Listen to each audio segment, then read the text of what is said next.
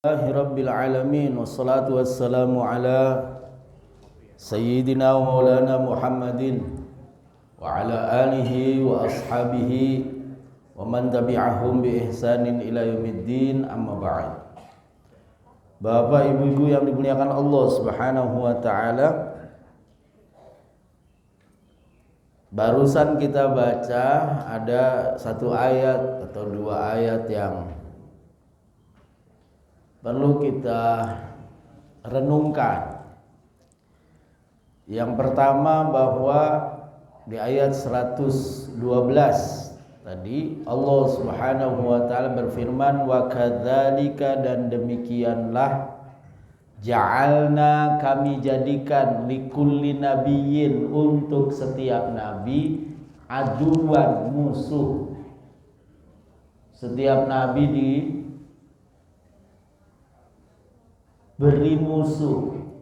Musuhnya siapa? Syayatinal insi wal jinni, setan jenis manusia dan jin. Jadi kalau dari sisi penciptaan, wa ma khalaqtul jinna wal insa, jadi kalau penciptaan itu jin dulu baru manusia. Tapi kalau urusan kelakuan yang setan itu manusia dulu baru jin. Jadi kita itu nggak perlu takut sama setan yang berupa jin. Kenapa? Karena setan yang berupa jin itu tidak lebih berbahaya daripada setan yang bentuknya manusia.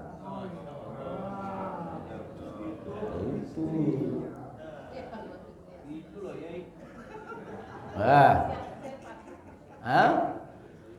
Setan jenis manusia itu banyak. Kalau kita berkaca kepada baginda Nabi Muhammad SAW, ya pamanna Nabi Abu Jahal, Abu Lahab itu kan sayatinul insi, musuh-musuh manusia, setan jenis manusia. Ya, jadi ibu-ibu kalau ketemu setan, genderuwo, pocong, kuntilanak, ya gak usah takut. Ambil gitu Pak ya. Saya bilang aja, kurang serem. Gitu. Nanti dia berubah lagi yang lebih serem lagi, bilang kurang serem. Berubah sekali lagi, udah nih paling serem. Nah, gitu nanti dia pergi. Ya. Caranya nih, cara pesantren itu diajarin, saya dulu baca Bismillahi Allahu Akbar, telan ludah. Bismillahi Allahu Akbar, telan ludah. Nanti ngelihat apa-apa serem tapi nggak kaget. Di sininya nggak kaget, gagah. Ya. Jadi kalau ketemu apa, genderuwo, bilang kurang serem. Tapi kalau ketemunya setan manusia, karena nggak serem, kadang cantik, sembloheh, apalagi Pak, bohai. Bapak-bapak tuh istilah-istilah itu hafal.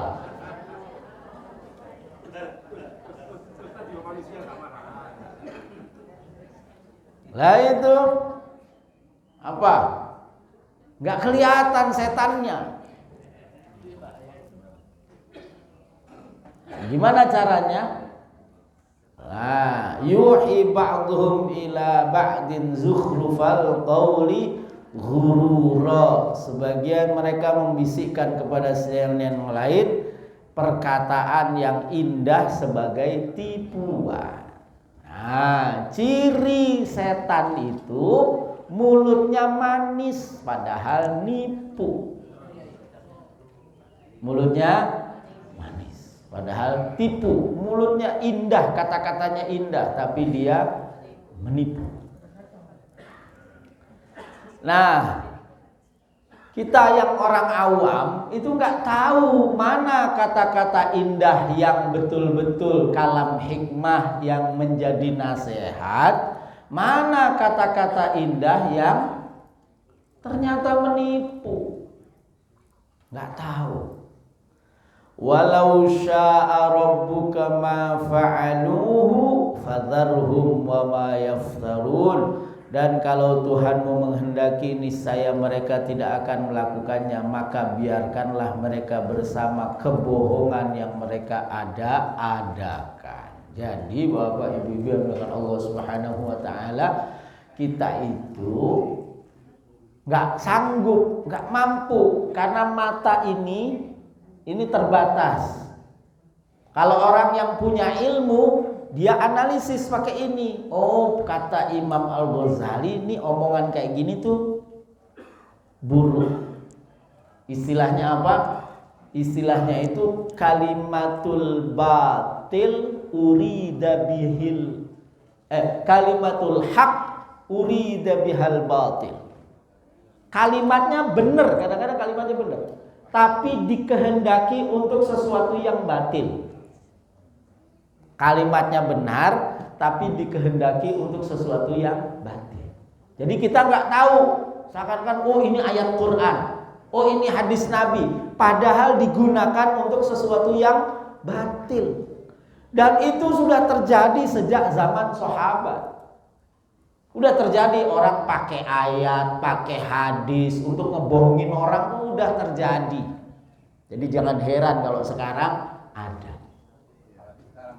Nah, maka hati-hati. Gimana caranya? Yang pertama, yang ngaji. Jadi tahu. Yang kedua, bersihkan hati, karena kalau nanti yang melihat itu dengan basirah, dengan mata hati, itu akan kelihatan.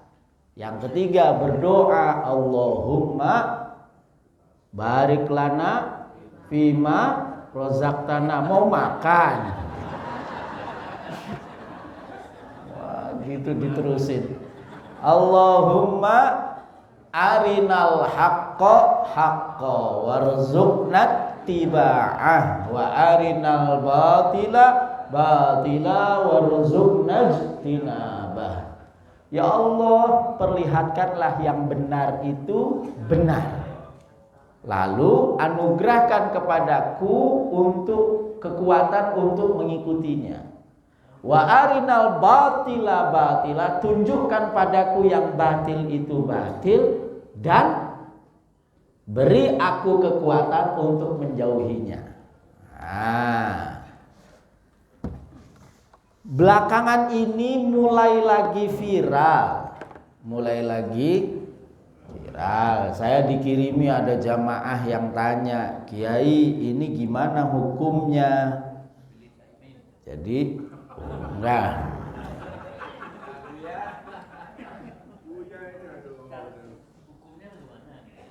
Jadi ada yang kirim gambar berisi tulisan begini, tulisannya: amalan-amalan bid'ah setelah sholat. 1. Mengusap wajah setelah salam. Habis salam, assalamualaikum warahmatullahi wabarakatuh, assalamualaikum warahmatullahi wabarakatuh, terus mengusap wajah. Ini dari Ittiba Rasul 1 Manhaj Salaf TV. Ini harus saya jelaskan. Kenapa? Karena ini beredar di masyarakat. Yang pertama, mengusap wajah setelah salam itu ada hadisnya, riwayat Abu Dawud.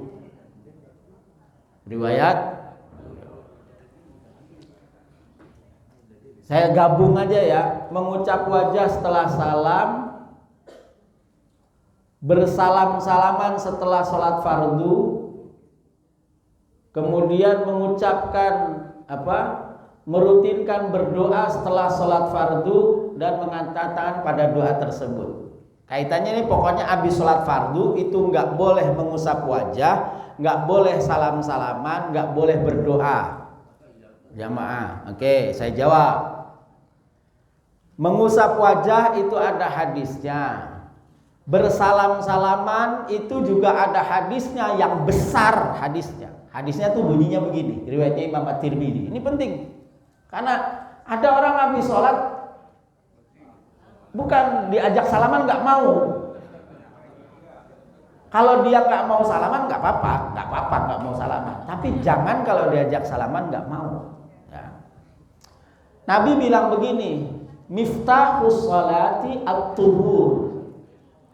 Kuncinya sholat, membukanya sholat itu suci, wudu atau mandi, ya mandi junub kalau dia junub. Wa tahrimuha at-takbir. Keharamannya adalah takbiratul ihram. Orang kalau udah takbiratul ihram haram melakukan apapun kecuali gerakan dan ucapan sholat. Haram alias batal. Meskipun bukan kata. Bapak lagi sholat, ibu lagi sholat, ditanya sama bapak, "Mah, kunci di mana?" Itu kan bukan kata, tapi itu batal. Mengucapkan sesuatu yang bukan ucapan sholat. Kalau gerakan, bagaimana dengan gerakan? Selama tidak merusak gerakan sholat, maka boleh. Saya pernah ngasih contoh kan, kalau gatelnya di kaki, kita lagi berdiri, maka nggak boleh kita garuk pakai tangan terus kita turun. Berarti merubah gerakan sholat. Kapan garuknya? Nanti pas ruku. Ya, boleh nggak garuknya pakai kaki yang satunya? Boleh nggak? Ibu berdiri, gatel, garuk pakai kaki yang satunya, boleh nggak?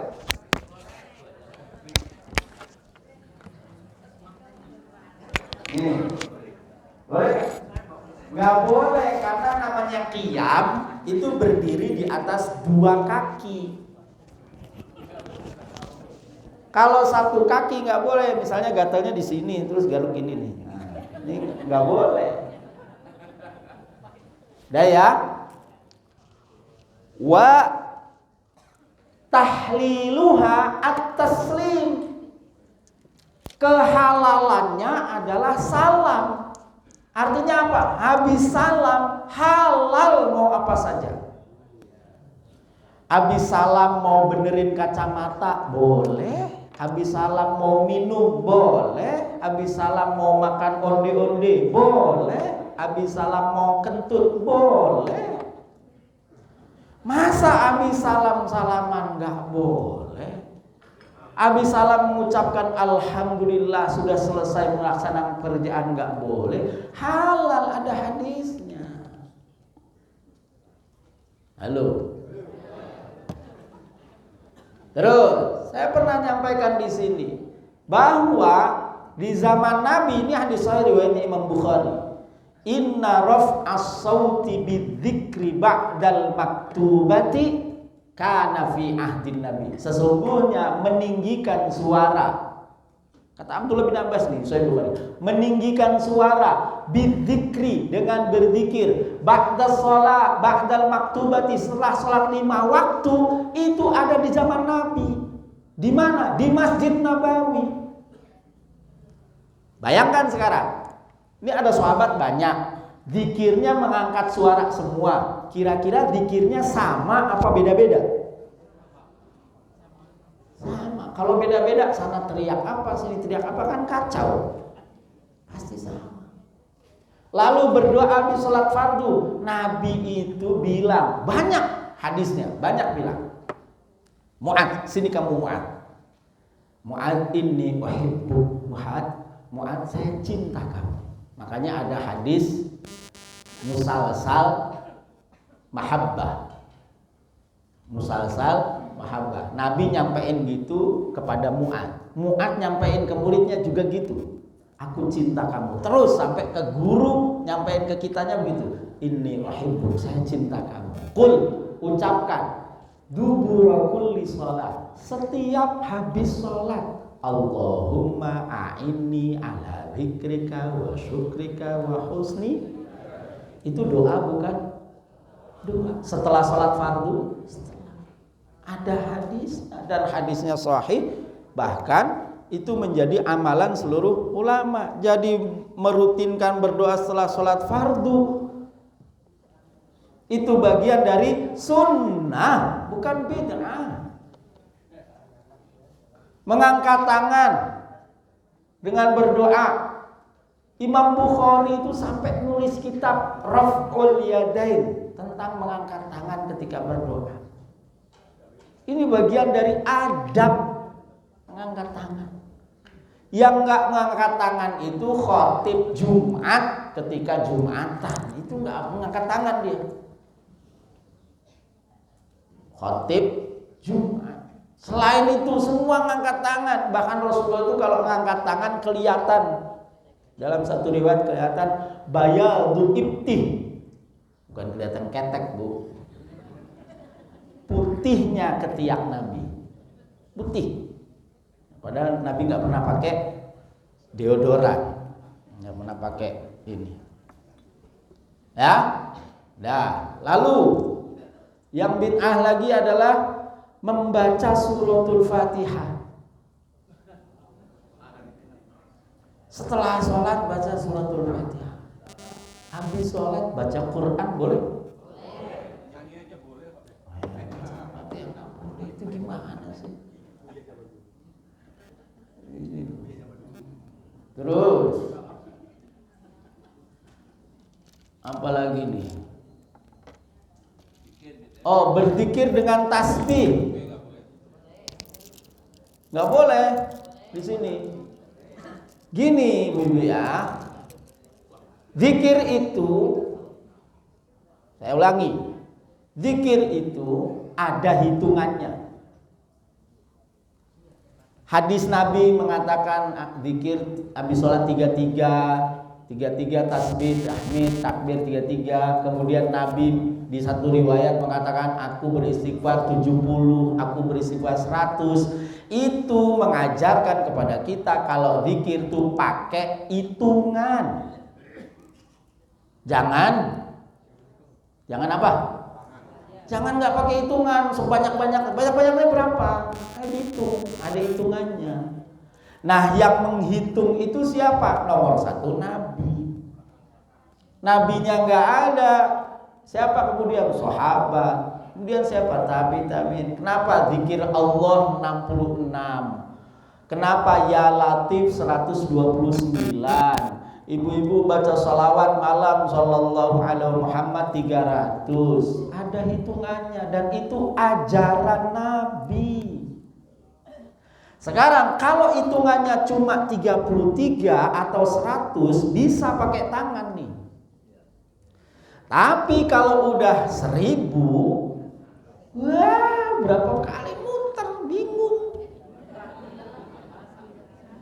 Maka pakai tasbih. Sekarang udah canggih, pakai counter penghitung, tik tik tik tik digital. Oh, ada angkanya 70 sekian. Ya. Jadi jangan karena nggak tahu bilang nggak ada lalu nggak boleh. Ini yang nyebar ini manhaj Salaf TV ini nggak tahu, terus bilang nggak ada, lalu bilang nggak boleh. Ini penyakit. Mudah-mudahan dikasih hidayah sama Allah Subhanahu Wa Taala. Allah yahdihim.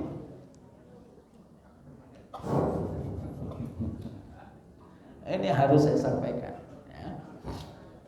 Nah, kita beragama itu bapak-bapak, ibu-ibu, bu, beragama itu ikut orang. Ikut siapa? Orang. Ihdinas siratal mustaqim siratal ladzina an'amta. Jalannya orang-orang yang engkau beri nikmat. Jalannya orang yang kau beri nikmat itu mulai para nabi, syuhada, siddiqin, sholihin, 4 orang ini orang. Ya ulama-ulama itu orang. Ya, jadi sekali lagi nih supaya ini yang viral ini tidak kemudian mengganggu kita. Sumber kumpulan doa dari Al-Quran dan Sunnah yang sahih oleh Ustadz Yazid bin Abdul Qadir Jawaz. Gini, saya mau kasih lagi satu. Termasuk ada Ustadz, saya sebut saja namanya Ustadz Adi Hidayat. Kadang menurut saya offset, tidak apa-apa. Jadi begini, kalau ada hadis sahih sama ada hadis dhaif, pilih mana? Nggak harus. Imam Bukhari itu milih hadis dhaif daripada hadis sahih kok. Di beberapa kasus di dalam kitab sahihnya Imam Bukhari, ibu siapa? Ngaji hadis saja baru kemarin. Imam Bukhari pilih hadis dhaif daripada hadis sahih di dalam kitab sahihnya. Bab paha adalah aurat. Paha laki-laki adalah aurat. Itu dia jelaskan. Hadisnya Anas yang bilang paha itu bukan aurat. Hadisnya Anas. Yang dia taruh hadisnya Anas. Sahabat Anas, bahwa lututnya sahabat Anas bersentuhan dengan paha Nabi. Memang sahih, tapi hadisnya Jurhud yang mengatakan tutup pahamu karena pahamu adalah aurat, itu lebih hati-hati. Tuh Imam Bukhari sendiri. Jadi biasa aja zaman dulu itu orang nggak selalu yang sahih lebih unggul daripada yang dhaif, nggak selalu. Apalagi kemudian dhaifnya menurut siapa? Kalau dhaifnya itu menurut Imam Bukhari, bisa jadi itu hadis hasan atau sahih menurut selainnya. Karena Imam Bukhari ketat gitu. Jadi gitu ya. Pokoknya ibu-ibu nggak usah bapak nggak usah satu minder kalau dibilang amalan kamu tuh hadisnya dhaif. Nggak usah minder, bilang oh ya terima kasih, gitu aja, ya terima kasih. Nggak usah minder terus kemudian oh dhaif, terus yang sahih gimana? Yang sahih begini.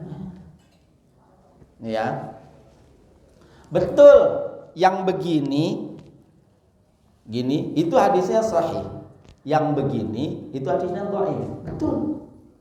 Tapi yang dhaifnya ini ma'mulun bihi, diamalkan oleh penduduk ini. Sahih itu soal sanad, belum tentu diamalkan, belum tentu. Ada hadis sahih nggak diamalkan sama sahabat, sama orang generasi sampai 1000 tahun. Hadisnya sahih apa? Menyusui dewasa, radha'atul kabir. Ada hadisnya Muslim sahih. Jadi bapak-bapak, ibu-ibu, kalau punya pembantu, ibu punya pembantu di rumah laki-laki, supaya dia bisa masuk bebas, ibu nggak perlu jilbaban dan seterusnya, jadikan dia anak susuan.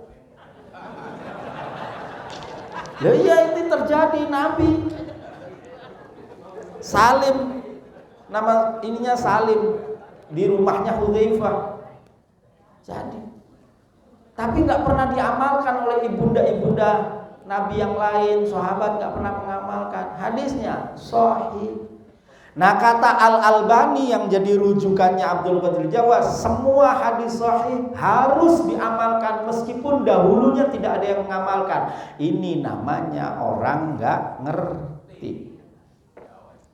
Nggak ngerti. Baru Pak tahun 1990-an ngomong. Ya, jadi itu ya. Yang pertama itu, jangan minder. Kalau ada yang bilang, oh hadisnya dhaif, kamu ngamalin ini, dhaif. Jangan minder. Ya, nggak apa-apa, makasih. Yang kedua, jangan sok tahu. Jangan sok tahu. Terus bilang ke temannya, ini hadisnya sahih loh, amalin yang ini. Ini jangan sok tahu. Nggak gitu. Ya. Ada hadis yang sahih yang tidak diamalkan justru ada hadis yang katanya dhaif bahkan diamalkan. Yang nggak boleh diamalkan itu kata ulama itu adalah jumhur ulama nih. Jumhur ulama hadis yang tidak diamalkan itu yang sangat lemah, dhaif jiddan atau maudhu palsu. Selama hadis itu cuma dhaif doang, maka boleh, apalagi untuk fadhailul a'mal, at-targhib wa tarhib, untuk orang semangat ibadah, boleh. Wallahu a'lam. Surat apa? Al-Ma'un. Al-Fil. Al-Fil katanya. Sekarang Al-Fil berarti Quraisy sudah ya, ke belakang. Ke depan, maksudnya ke depan. Sekarang surat Al-Fil. Bismillahirrahmanirrahim. Qala al-muallifu rahimahullahu ta'ala wa nafa'ana Allah bi ulumihi amin. Jadi begini Pak, sedikit lagi. Islam itu ada yang normatif. Halo? Ada yang apa? Ada yang historis, ada yang praktis. Islam normatif itu Islam yang ada di Al-Quran dan hadis. Islam yang historis itu boleh jadi dia tidak ada normanya tapi dipraktekkan oleh sahabat selama tidak bertentangan. Contoh apa? Nih, mushaf. Ini nggak ada, Nabi nggak pernah baca Quran pakai mushaf tuh, nggak pernah. Ayo gimana caranya kita baca Quran kalau nggak ada mushaf? Ada mushaf aja acak-acakan. Nggak ada mushaf. Itu kalau ngomong bid'ah semua tuh, baca Quran pakai mushaf. Sholat tarawih berjamaah, nggak ada. Itu namanya Islam historis. Sejarahnya ada, yang melakukan itu ada, tapi normanya nggak ada gitu. Norma dalam Quran hadisnya nggak ada. Tapi nggak bertentangan. Kenapa? Karena secara normatif ada di dalamnya gitu. Bahwa agama syariat itu harus maslahah. Syariat itu harus memudahkan, tidak mempersulit. Dua nih. Dan syariat itu pasti sesuai mutabik, baik bagi afrad, individu maupun mujtama, secara komunitas sosial. Contoh, ada orang sholat asar itu jam 5 azannya berjamaah. Itu normanya nggak ada, historisnya nggak ada, tapi prakteknya ada. Tapi prakteknya ini nggak bertentangan dengan yang historis, nggak bertentangan dengan yang normatif. Saya ke Magelang Pak, di Salaman. Saya ke Magelang di sana. Saya nginep 2-3 hari lah di sebuah kampung. Asar saya datang ke masjid. Waktu asar saya datang ke masjid, nggak ada orang. Setengah jam nggak ada yang adzan. Nggak enak saya masa adzan. Orang tamu, saya kan gitu, bukan orang situ. Saya tungguin jam 4, setengah 5, baru pelan-pelan orang datang, dikit-dikit. Baru azan. Jam 5 baru sholat jamaah. Banyak. Setelah selesai sholat saya tanya, kenapa sholat asarnya jam segini? Iya Pak, kalau sholat asarnya jam 3, kita tuh baru aja balik nanam dari sawah. Karena istirahat jam 12, setengah 1 sholat, makan, balik lagi tuh jam 1. Lah masa jam 3 udah setengah 3 udah pulang lagi? Maka kita semua sepakat, boleh. Ada normanya? Nggak ada. Ada sejarahnya? Nggak ada. Tapi itu tidak bertentangan. Itu namanya syariat sesuai dengan afrod, individu dan mujtama, komunitas tertentu. Tentu itu tidak berlaku umum. Enggak. Kayak di kampus, sholat zuhurnya jam berapa? Pasti nggak jam 12 karena asarnya pasti nggak jam 3 karena baru masuk itu jam 14.45. Itu baru masuk jam keempat. Masa baru ngomong 15 menit bubar sholat? Wah, nanti masuknya beda-beda lagi. Masyakoh, susah. Nah, jadi ngaji itu penting, makanya ngaji itu penting, dan ngajinya sama siapa itu juga penting.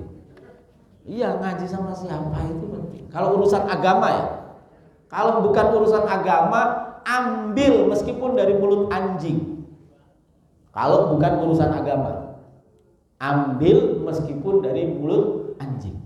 Tapi kalau urusan agama, jangan ambil kalau dari mulut anjing. Najis mughalladhah. Ya kan? Iya. Kalau urusan agama kita ambil dari yang memang punya ilmu dan otoritas yang istilahnya apa di sini?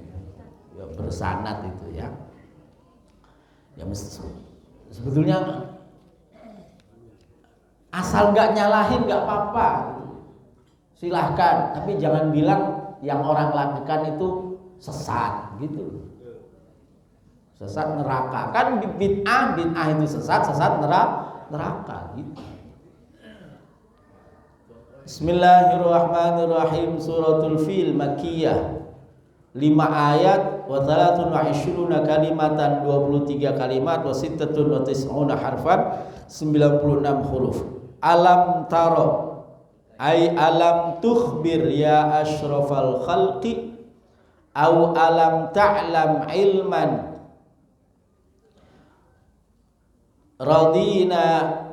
rasinan bistima'il akhbaril mutawatirati wa mu'ayanatal atharil zahirati. Alam taro, kalau terjemahnya apa? Apakah, coba terjemahnya apa? Tidakkah engkau kalau memperhatikan benar, kalau melihat kurang tepat. Ada yang melihat? Enggak ya? Kenapa memperhatikan? Karena pada saat peristiwa Al-Fil Nabi belum lahir. Jadi kalau tidakkah kamu melihat? Ya enggak melihatlah Nabi. Salah terjemahnya. Alam taro, tidakkah kamu memperhatikan berdasarkan cerita-cerita. Makanya alam tukhbar ya. Apakah kamu tidak diberitahu, tidak mendapatkan khabar? Atau alam ta'lam ilman, apakah kamu tidak punya pengetahuan? Tidakkah kamu mengetahui? Tidakkah kamu memperhatikan? Maksudnya apa? Berdasarkan berita-berita. Apa beritanya? Atau berdasarkan bukti-bukti yang nyata? Mu'ayanatul athar, bekas-bekasnya. Kaifa fa'ala rabbuka bi ashabil fil. Tidakkah kamu memperhatikan bagaimana Tuhanmu memperlakukan ashabul fil? Qala Qatadah, inna qaidal jaishi ismuhu Abrahah al-ashram minal Habasyah. Faqala Sa'id bin Jubair huwa Abul Kaishu. Dikatakan bahwa yang datang menyerang itu pemimpinnya namanya Abraha. Kita nyebutnya Abraha. Oke. Siapa Abraha? Abraha itu pemimpin Nasrani yang tinggal di Yaman. Dia itu ngeliat Ka'bah atau Mekah ya, itu menjadi pusat ekonomi. Mekah itu bukan Jakarta, bukan apalagi Tangerang. Apa itu Tangerang? Mekah itu New York, kota dagang. Mekah itu Tokyo, Mekah kosmopolit, kota besar. Ya, turis mancanegara di situ semuanya ngapain? Dua. Satu, wisata religius, ziarah ke Ka'bah. Jadi Ka'bah itu udah jadi ziarah hajinya manusia. Kata ulama, hajjin nas, hajinya manusia. Nah, hajinya manusia itu seluruh dunia datang, satu. Yang kedua, dagang. Kenapa orang ziarah? Karena ada Ka'bah, ada kiblatnya manusia. Kenapa orang dagang? Karena 3 hal. Satu, pasarnya jelas. Iya, orang datang, dagang apa aja pasti laku. Ya, coba aja bawa dari sini dagangan, ntar umroh, jual di sana pasti laku.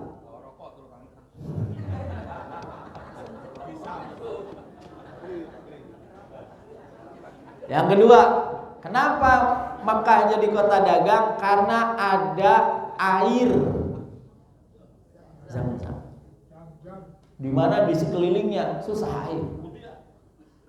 Yang ketiga, ada jaminan keamanan oleh orang Quraisy sebagai pengelola kota Makkah. Nah, bagian security guardnya itu adalah Quraisy. Aman. Nah, Abrahah itu ingin itu pindah ke Yaman. Gimana caranya? Hancurkan Ka'bah. Caranya gitu. Nah, ini cerita yang berkembang bahwa tujuan Abrahah nyerang Ka'bah itu adalah ingin memindahkan pusat ekonomi ke Yaman. Maka dia bangun gereja yang bagus besar di sana supaya orang nggak ziarah ke Ka'bah. Kalau Ka'bah hancur, pindah ke gereja. Cerita yang kedua, dengar bahwa Ka'bah mau dihancurin supaya orang pindah ke gerejanya di Yaman. Ada orang Mekah pergi ke Yaman, datang ke gerejanya. Ngapain? Dikencingin, diberakin gerejanya. Balik, ngamuk Abraham, langsung nyerang. Nah, itu cerita yang berkembang soal kenapa Abrahah menyerang Ka'bah. Dan yang diserang itu atau pasukan gajah itu yang pakai gajah nggak semuanya. Ada yang mengatakan cuma Abrahah yang punya gajah. Karena gajah itu bukan binatang Arab. Gajah itu Afrika. Jadi untuk mendatangkan banyak gajah itu butuh usaha yang luar biasa, butuh dana yang luar biasa. Ada yang mengatakan cuma pemimpin apa istilahnya batalion itu yang pakai gajah. Sisanya ya jalan kaki, naik kuda, naik unta. Alam yaj'al kaidahum fi tadlil. Wal hamzatu littaqrir. Hamzah ini menegaskan kembali ay qad ja'ala rabbuka kaidahum fi takhribil ka'bah fi ibtalin bi an dammarahum ashna'a tadmirin. Alam yaj'al kaidahum, tidakkah Allah Subhanahu wa taala menjadikan usaha mereka fi tadlil, dalam kebingungan. Dhalla itu enggak tahu ini gimana, kok gini gitu. Itu dhalla. Kenapa dhalla? Ya karena mereka diserang oleh burung. Gajah diserang sama burung yang kecil.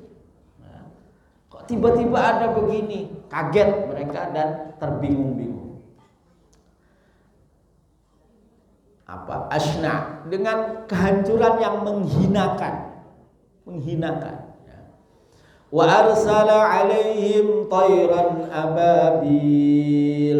Wa arsala, dan Allah Subhanahu wa taala mengutus alaihim untuk mencelakakan ashabul fil, tayran dengan burung, ababil ay tawaifu, yaitu segerombolan burung. Rawa Ibn Sirin an Ibni Abbas. Ibn Sirin salah seorang ulama meriwayatkan dari Abdullah bin Abbas qala, bahwa Abdullah bin Abbas berkata kanat tilka tayru, ya. Burung-burung itu adalah tayran, burung laha kharatimu, yang punya paruh yang panjang seperti belalai. Ka kharatimil fili, seperti belalainya gajah. Wa akaffun, dan punya telapak tangan ka akaffil kilabi, cakar seperti cakarnya anjing yang buas. Jadi ininya panjang, kakinya juga cakarnya kokoh. Warawa Atha anhu, dan Imam Atha juga meriwayatkan dari sahabat Abdullah bin Abbas, qala tayrun sudul, burungnya hitam, ja'at min qibalil bahri, datangnya dari arah laut. Ya, jadi kan di belakang mereka, karena mereka menyerang Ka'bah dari Yaman, dari kan Yaman tuh arah laut. Nah, jadi burungnya tuh datang dari belakang. Faujan, apa faujan? Bergerombol-gerombol, afwaja, berbondong-bondong. Wakila kanat bulaqa, mereka itu ya buluk, pokoknya enggak inilah ya. Kal khototif ya, banyak kukunya panjang-panjang. Kama qalatu Aisyah, sebagaimana diriwayatkan oleh Ibunda Aisyah. Wa qala Sa'id bin Jubair, sementara sahabat Sa'id bin Jubair mengatakan kanat tayran minas sama, itu burung dari langit, lam yuro, yang belum pernah terlihat, qablaha, sebelumnya, wala ba'daha mithlaha, enggak ada burung kayak gitu tuh, enggak ada, kata sahabat Sa'id bin Jubair. Warawa Juwaibir anid Dhahhak an Ibnu Abbas, sama dari Abdullah bin Abbas juga, qala sami'tu Rasulullah sallallahu alaihi wasallam yaqul innaha tayrun bainas samai wal ardi, itu burung antara langit dan bumi, tu'attishu wa tufarrihu ya, memekik ya, burung itu menukik beserta dengan suara yang menukik. Ngapain burung-burung itu? Tarmihim bihijaratin min sijil, tarmihim, mereka melemparkan kepada ashabul fil, bihijaratin, dengan batu-batu, min sijil, dari neraka sijil. Tapi begini tafsirannya, itu sijil itu adalah batu yang terbakar, itu sijil. Batu yang panas itu sijil, batu yang menyala itu sijil, bara itu sijil ya. Meskipun tafsirannya aitinin mutahajjarin, tanah lempung yang sudah membatu, masnu'un, yang dibuat, tinun mutahajjirun, masnu'un, yang dibuat, lil adabi, untuk menyiksa. Waqila bihijaratin min jahannam, dikatakan batu dari neraka jahannam. Fa inna sijjina, karena ismnya sijjin, ismun min asma'i jahannam, nama dari nama-nama jahannam. Fa ubdilatin nunu al-lam, nunnya diganti lam, sijjin jadi sijil, kata ulama. Tapi begini Bapak Ibu yang dimuliakan Allah Subhanahu wa taala, ada riwayat mengatakan waktu itu kakek Nabi yang namanya siapa? Abdul Muttalib itu menemui Abraha. Kakek Nabi itu gagah, ganteng, ya, cakep, berwibawa. Datang ke Abraha, bilang apa sama Abraha? Abraha, mana unta-unta saya? Jadi Abraha itu begitu masuk di luar kota Makkah, di mana onta-onta sedang digembalakan. Nah, punya Abdul Muttalib itu dirampas, ada 100 ekor unta dirampas. Nah, Abdul Muttalib datang minta itu, kaget Abraham. Saya lihat kamu itu gagah, berwibawa, pemimpin kaum, kok ngurus cuman onta? Saya ini mau nyerang Ka'bah, kok kamu ngurus onta? Remeh sekali. Apa kata Abdul Muttalib? Onta itu punya saya. Sementara Ka'bah ada yang punya. Bukan saya yang punya, ada yang punya. Kamu urusannya sama yang punya Ka'bah. Tapi urusan onta ya sama saya. Balikin. Jadi dia tidak kehilangan kewibawaannya. Kakek baginda Nabi Muhammad SAW, Sayyidina Abdul Muttalib itu. Artinya apa? Berdasarkan riwayat ini, maka penjagaan Ka'bah itu diserahkan kepada Allah. Abdul Muttalib dan penduduk kota Makkah gak ikut-ikut. Jadi kalau ada Masjid Al-Hidayah mau digusur, berdasarkan riwayat itu serahkan sama Allah. Karena ini masjid milik Allah. Bapak gak usah ikut-ikutan demo, gak usah ikut ngapain, ngusir traktornya, ngusir begonya, ya. Gitu enggak? Ini masjid mau digusur, kira-kira gitu. Karena tanah ini sertifikatnya apa, segala macam lah, sengketa. Berdasarkan riwayat itu, ya udah kita serahkan. Kalau punya Allah, kita serahkan sama Allah urusannya. Nanti Allah yang jaga.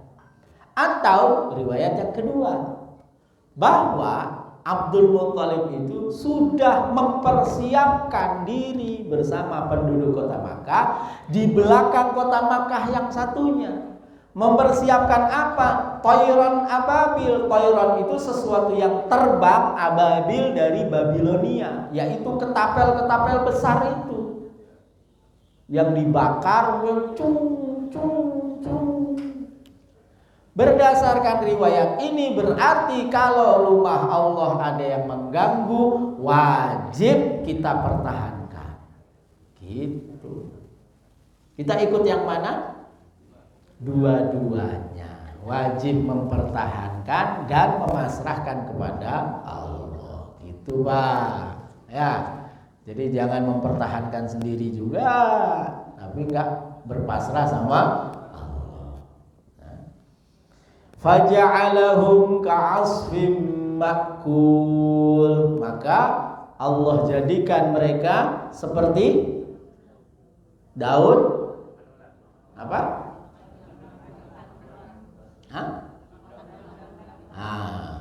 Daun yang dimakan ulat yang bolong-bolong. Daun dimakan ulat kan bolong-bolong. Nah mereka itu begitu. Jadi kena batu tembus, jus, hancur. Ai kawaraqir zar'in akalat hududu, yaitu seperti daun tanaman yang dimakan oleh ulat.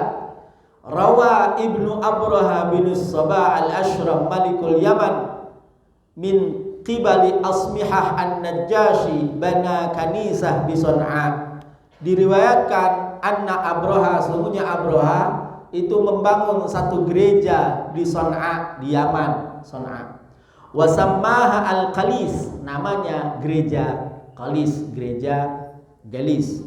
Wa arada an yusarrifa ilaiha al-hajj, dan dia ingin memalingkan orang-orang yang haji itu ke gereja itu. Fa kharaja man bana min Bani Kinanah rajulun. Kemudian ada orang dari Bani Kinanah dari Mekah, ya, seorang laki-laki, wa taghawwata fiha lailan, ngeberakin gereja itu malam-malam. Fa'aghdabahu, dan itu membuat Abraha murka. Fa'aghdabahu dzalika fahalafa la yahdimannal ka'bata, dia bersumpah mau menghancurkan Ka'bah. Fa kharaja ma'a jaishihi wa ma'ahu filun. Nah, di sini disebutkan dia keluar bersama pasukannya bersama seekor gajah. Ismuhu Mahmud. Nama gajahnya Mahmud. Ada Pak Mahmud? Gajah. Kana qawiyan aziman, gede, kuat, besar. Watna asyara filan ghairuhu, ada 12 gajah lagi selain Mahmud itu tadi.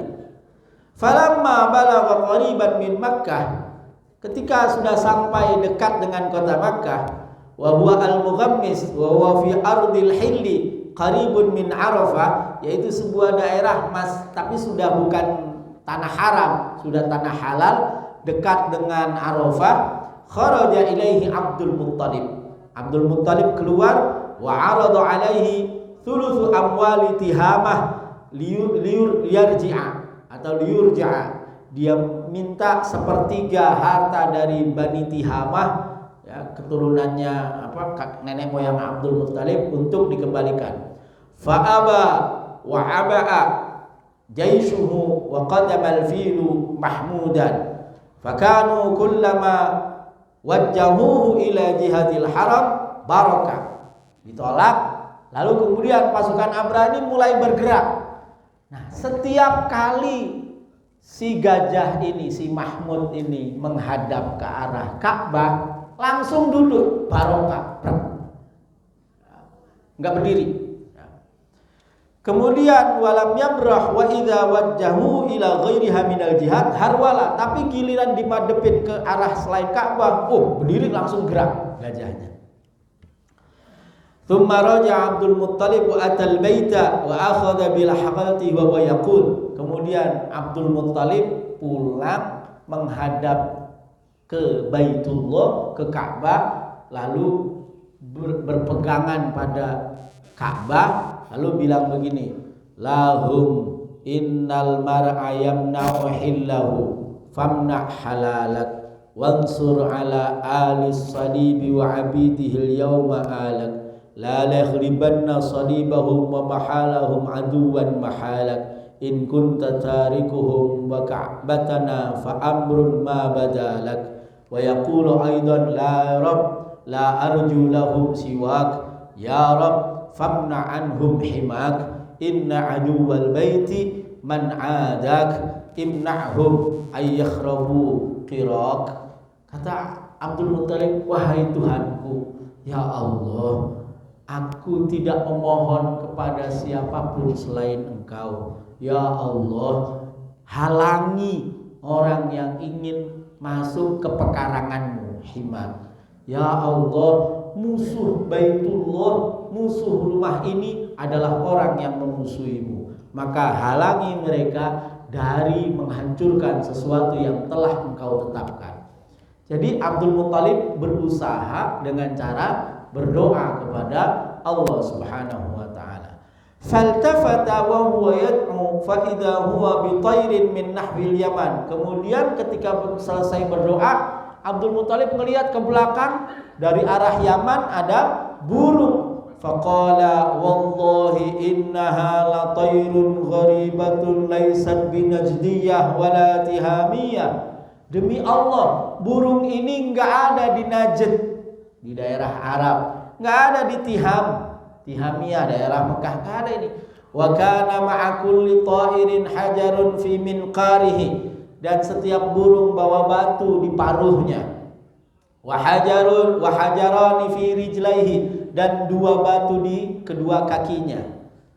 Akbaru minal adasah wa asgharu minal himsa, lebih besar daripada kerikil, lebih kecil daripada batu koral. Fakana al-hajaru yaqau ala ra'sir rajuli, batu-batu itu mengenai kepala orang-orang itu, fayakhruju min duburihi, tembus ke duburnya. Wa ala kulli hajarin ismu man yaqau alaihi, dan setiap batu itu udah ada namanya. Oh, ini jatuh ke si fulan, ini jatuh ke si fulan. Fahalaku, semuanya binasa. Wadawa Abraha fatasaqatat anamiluhu, semua pasukannya pada jatuh. Anggota tubuhnya Abraha pada copot.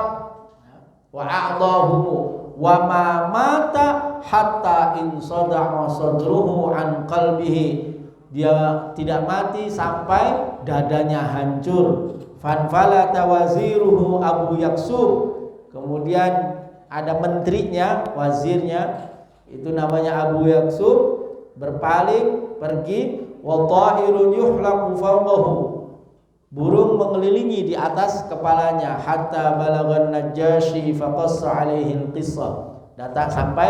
Datanglah dia ke Negus, ke Najron, Ethiopia, menceritakan cerita ini. Falamma atammaha, setelah selesai cerita, waqa'a alaihi al-hajar wa kharra maitan baina yadayhi. Udah selesai cerita baru burungnya ngejatuhin itu. Jadi dibiarin dulu cerita supaya cerita ini ada yang memberitahu, bukan hanya penduduk Mekah. Kalau penduduk Mekah doang yang cerita dianggap bohong, ngada-ngada. Nah, biar yang cerita orang Najasyi.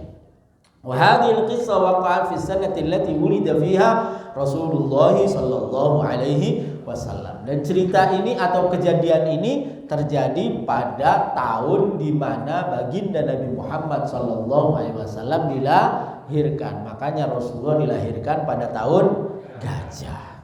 Nah, Bapak Ibu yang dimuliakan Allah Subhanahu wa taala. Yang pertama yang ingin saya sampaikan selain dari cerita ini, bahwa peristiwa Ka'bah dilindungi, Makkah dilindungi itu untuk apa?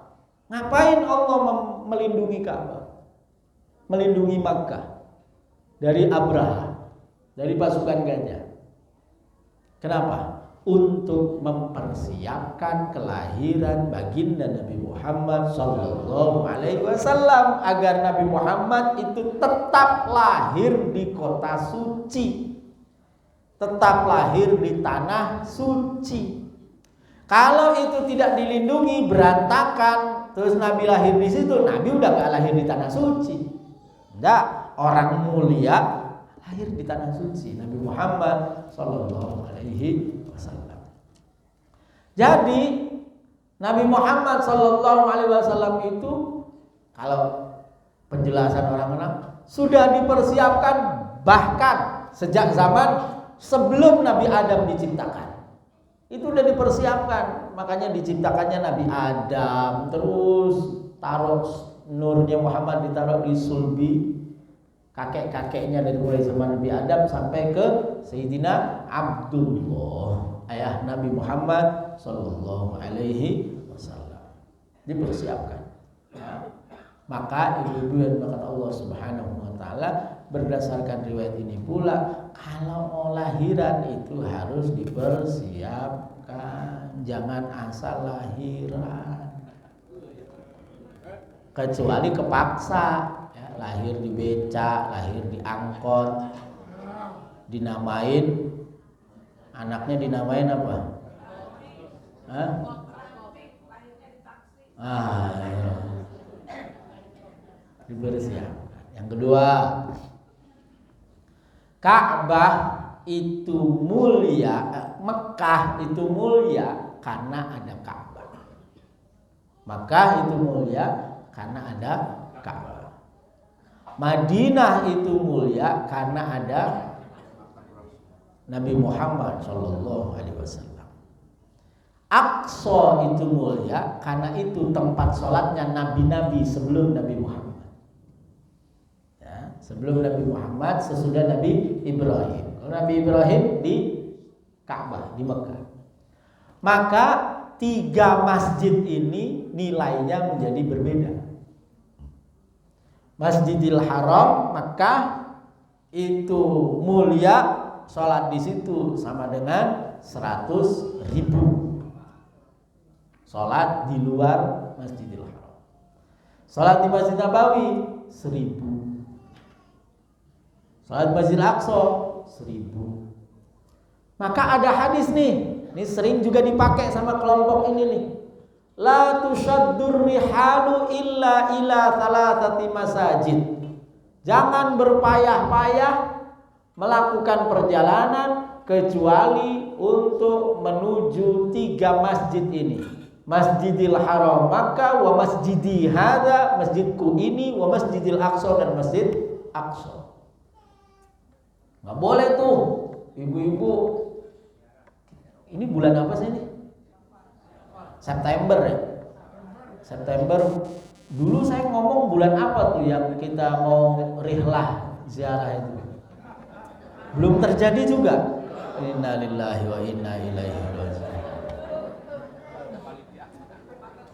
Kata ulama nih, yang dimaksud di situ adalah kita berpayah-payah hanya untuk sholat di masjid itu. Tapi kalau kita bermaksud untuk ziarah ke orang saleh, ahya'an wa amwata, baik orang saleh itu masih hidup atau sudah mati, maka boleh. Ziarah, pergi untuk thalabul ilmi, boleh. Pergi untuk berobat jauh-jauh, boleh. Pergi untuk silaturahim, boleh. Yang nggak boleh kita menyengaja, besok saya mau sholat subuh di Masjid Sunan Ampel, nggak boleh. Tapi kalau kita ziarah ke makam Sunan Ampel lalu sholat di Masjid Sunan Ampel, boleh. Kenapa? Tujuannya ziarah. Kalau ziarah nggak apa-apa. Kenapa? Karena kita berkunjung ke ziarah ke makam-makam wali kekasih Allah, itu adalah sesuatu yang baik. Nabi itu ziarah ke Baqi, ke makam sahabat-sahabat Nabi, ziarah Nabi. Dan itu sampai Jibril itu datang berkali-kali, sampai Nabi mengira, oh ini kayaknya kayak mau beri wasiat. Jibril ini datang berkali-kali cuma nyuruh saya ziarah. Nah, maka kita ziarah, berkunjung kemana saja itu diperbolehkan selama yang kita tuju itu adalah ridho Allah Subhanahu wa ta'ala. Kita minta keridhaan Allah, kita minta keberkahan dari Allah melalui orang-orang saleh. Ya, sebagaimana dulu sahabat, kekasih-kekasih Allah ya di zaman tabi'in itu melakukan hal itu. Terakhir, Bapak Ibu-ibu yang dimuliakan Allah Subhanahu wa taala, berkenaan dengan surat Al-Fil, bahwa ketika Allah Subhanahu wa taala ingin memberikan hukuman kepada orang yang mencoba untuk menghancurkan syiar, simbol Allah, maka Allah akan memberikan dia kebinasaan yang itu abadi ceritanya. Gini, kalau Ka'bah hilang, kira-kira nih, kalau Ka'bah hilang, Ka'bah itu kan cuma batu, situs. Kalau Ka'bah hilang, nanti orang akan berkata, umat Islam itu apa buktinya kalau Islam itu ada sejarahnya? Apa buktinya? Gak ada. Karena Ka'bahnya hilang. Nah, makam-makam para sahabat, makam Sayyidah Khadijah itu adalah bukti sejarah kalau istri Nabi itu ada. Mana makamnya? Nih. Lah kok dihancurkan? Makam imam-imam besar, Imam Nawawi oleh ISIS waktu di Suriah itu dihancurkan. Padahal itu bukti kalau Islam itu ada sampai wilayah ini. Siapa? Nih orangnya, pelakunya ada. Buktinya ada. Jadi bukan dongeng. Maka kita harus melestarikan bukti-bukti sejarah itu. Gitu. Ka'bah itu dilestarikan supaya apa? Dia menjadi bukti sejarah. Secara fisik ada. Islam itu ada secara fisik. Bukan kemudian hayalan, dongeng, cerita. Enggak ada buktinya. Ya. Jadi maka kita bisa kemudian nanti Bapak sampai hari ini berziarah ke Makkah, ke Allahumma, mudah-mudahan disegerakan oleh Allah. Ya nanti saya ajak deh Bapak Ibu. Ya kan ngajak boleh kan? Ngajak aja. Ya bayar sendiri-sendiri. Suka nggak enak soalnya kalau ngajak apa namanya dibayarin itu kan nggak enak ya Bu ya. Ngajak aja. Wallahu a'lam bishawab. Alhamdulillahirabbil alamin. Silakan kalau ada yang mau tanya. Waalaikumsalam warahmatullahi wabarakatuh.